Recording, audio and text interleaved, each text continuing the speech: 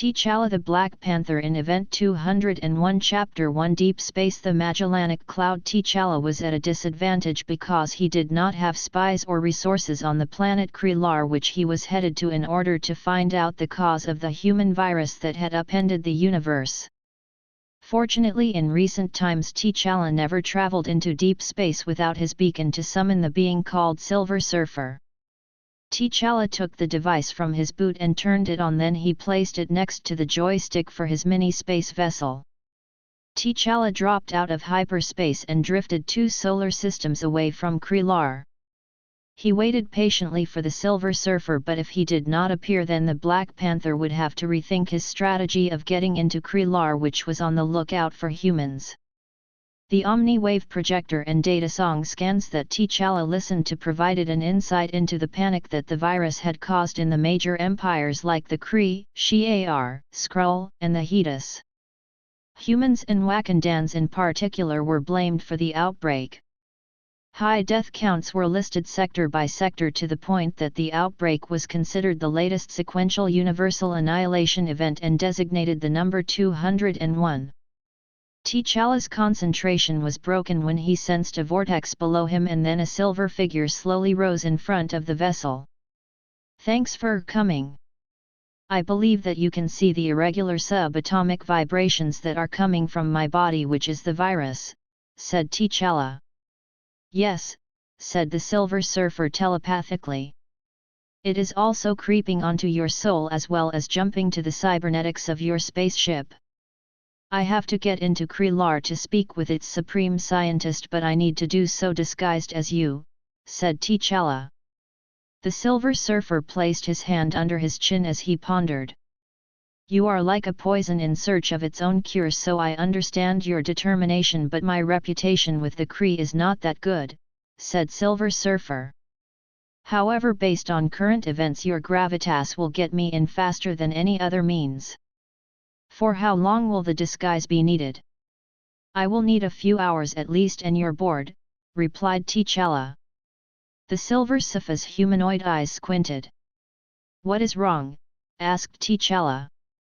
"The virus jumped out of the ship and is attempting to latch onto me," replied Silver Surfer.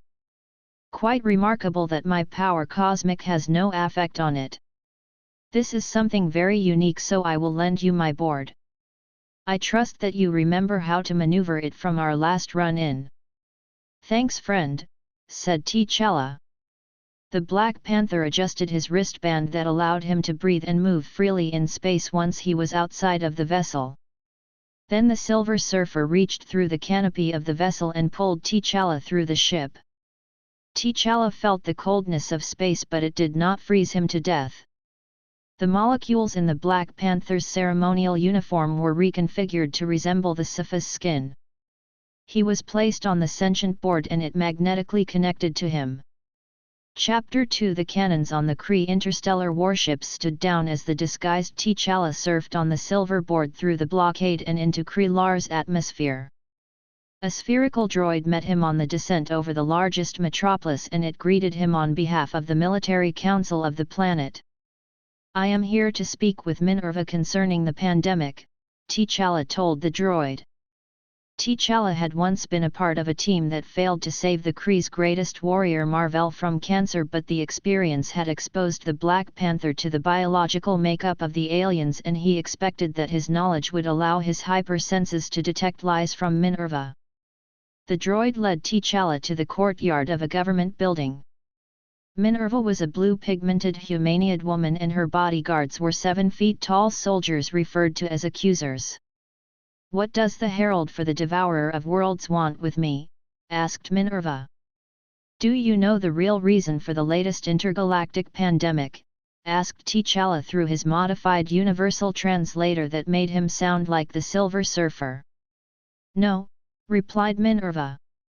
T'Challa detected that she lied and he said, "Board, return to your master." The Silver Surfer's board left from under the Black Panther and flew away. At the same time T'Challa barged through the 2 rows of bodyguards and held Minerva's arm. The disguise reverted to the Black Panther uniform and it caused the woman to gasp. Now you are infected, and if I don't get the answers I want, then there will be greater things worse than death that will be awaiting you," said T'Challa. With his elbows, knees and fingers the Black Panther injured the pressure points of the accusers that attacked him. Minerva tried unsuccessfully to escape his grip. "You don't have much time before your people turn on you, so tell me who created the virus and what is its cure," said T'Challa. A Kree warplane hovered above the courtyard and then fired indiscriminately. The Black Panther created a spear of light and threw it at the pilot window. The spear struck its mark and the vessel crashed into the courtyard.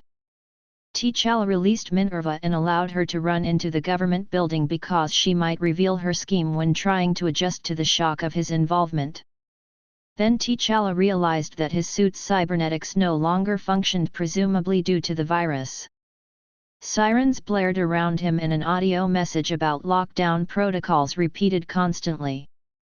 He smelt sleeping gas when it entered the courtyard, so he moved out of the area and went after Minerva. Elsewhere, the Infinity Well Thanos looked over the skirmish in Kree with little concern because Minerva was a low-level participant in the planned pandemic. As for effects of the pandemic in the other intergalactic empires, Thanos got reports on the humans there being hunted, repatriated back to Earth or killed. There were futile attempts for a quick vaccine, but there was no cure for the virus because Thanos had destroyed the machine that sent out the sub-vibration wave via the Infinity Well.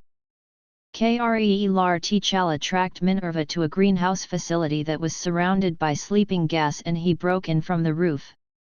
He held her before she managed to escape again. "Well?" asked T'Challa.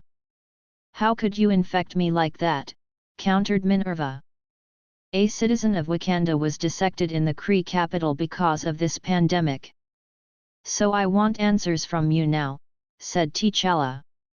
"I only provided access to the database on the humans' experiments done by the Kree over the centuries," said Minerva. "To whom?" "Thanos." "Where is he?" "I don't know, he only visited me." "I don't know anything more." "Other than he wanted to create a special virus?" asked T'Challa. Minerva did not respond verbally, but T'Challa saw the acknowledgement in her eyes. "You are going to help me fix this, or else I will throw you in with the Brood," said T'Challa. The Brood aliens assimilated sentient humanoids and added the victim's knowledge to a hive consciousness. A pure-blood Kree like Minerva naturally showed repulsion to such a demise. Chapter 3 Several weeks ago, Minerva's augmented abilities of natural flight and exceptional strength were dampened before she was released from detainment and reintroduced to the elite circle of Kree science. She had kept busy while in prison in regards to her ideas on improvement of the Kree species. One of the ideas was about health security. There were diseases in the universe as there were species. Mutations of pathogens were inevitably, and the spread of those mutations along trade routes and the underground economies of the empires would mean both disaster or opportunity for the empire that best manipulated the situations or failed to do so.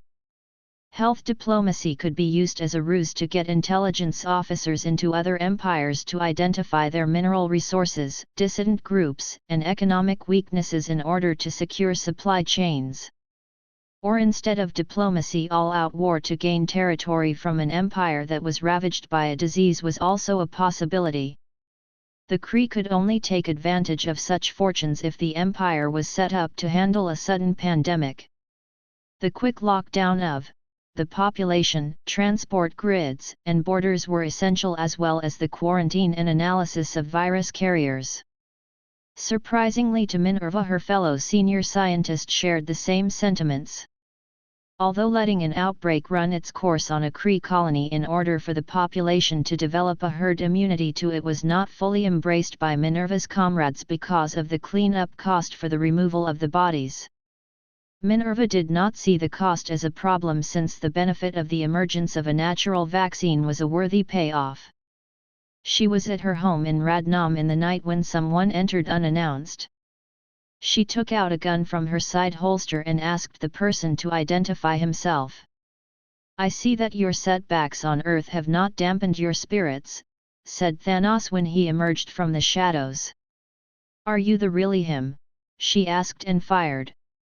The laser beam from the gun froze in mid-air and Thanos walked around it. Then he sighed.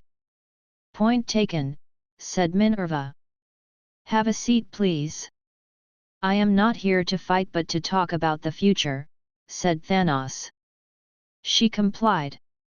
The humans will supplant themselves as rulers of the universe shortly with the Kree as their vassals if decisive action is not taken immediately. Normally an intergalactic empire has a single governing body or one world order, but not so the humans. There are Wakandan, Chinese, American, Russian, Japanese, Indian, mutants and robots trading and exploring the cosmos in a disjointed manner. One group can be stopped but the others will persist, said Thanos. I think you want a one-fits-all solution, said Minerva. I do, since it will mean an efficient use of resources. That is the reason I want the data on the early humans that the Kree kidnapped from the planet Earth all those millions of years ago, said Thanos. Minerva leaned forward in thought because those files were not only locked away but opening them might activate a secret alarm due to the sensitive nature of those files. It will cost you, she said. How much? I will need for you to rebuild for me a machine that is called the Pick Magnetron. I will provide the specs. I accept the trade, said Thanos. Present-day T'Challa believed the story that Minerva gave him. He surmised that Thanos wanted the original humans because their DNA were not diluted for his scheme. Now the Black Panther had to locate him. Chapter 4 The Outer Rim of the Hedis Empire. Silver Surfer looked up from the sleeping Minerva to T'Challa. Why is she here? Asked Silver Surfer. Her knowledge of the biology of other alien species might be useful, replied T'Challa for the third time since he was extracted from Kree by the Silver Surfer. T'Challa turned from his companion and he stared at the ruins of a city on the planet. One of the fallen statues was that of T'Challa and the stone symbol was once a tribute to him when he briefly ruled the Hedis Empire. She is dying but her body was once tampered by a cosmic force, so it is slowing down the process much like what is happening to me, said the Silver Surfer as he touched Minerva's forehead. If I'm sorry that I involved you, said T'Challa. But I will not let you die. We will hunt Thanos down and bring him here for judgment. T'Challa walked up the broken steps of that ascended like a cliff, and then he looked down in the valley below at the Acanti space whale partly buried in rubble, and crawling out of the gigantic creature's mouth were brood aliens. Next story, The Great Hunt.